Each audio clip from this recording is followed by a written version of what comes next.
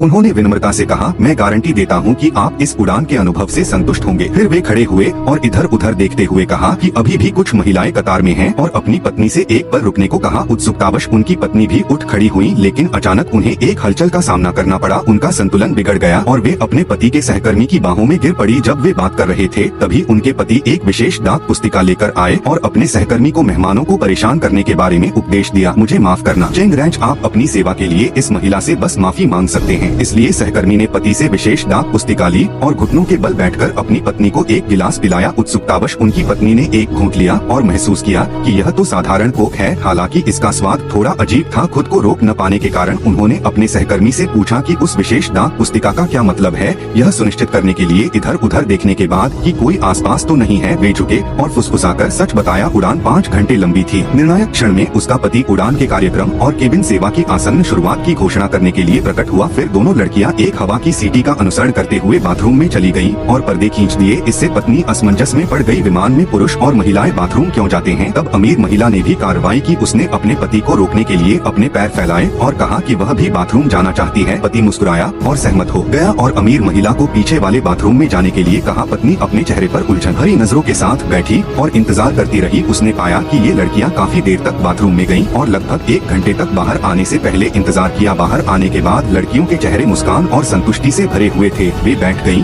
और एक दूसरे से फुसफुसाने लगी जैसे कि उन्होंने खेलना खत्म नहीं किया हो। लेकिन बाथरूम में दोनों लड़कियों के साथ जाने वाले हवा की सीटी को असहज महसूस हुआ। वह दर्द भरे भाव के साथ अपनी कमर पकड़े रहा। दोनों लड़कियां हवा की सीटी पर हंसती रहीं। इस समय एक अन्य सहकर्मी ने पत्नी से पूछा कि क्या वह बाथरूम जाना चाहती है। सच जानने के लिए पत्नी ने सिर हिलाकर हामी भर दी। लेकिन जब वे बाथरूम में पहुँचे तो पता चला कि वह तो बस एक साधारण बाथरूम था। वहाँ ऐसा कुछ खास नहीं था जिसके लिए इतना समय चाहिए था। अचानक पत्नी को बगल वाले बाथरूम से हांफने की आवाज सुनाई दी। क्या यह बगल वाले बाथरूम की बात हो सकती है?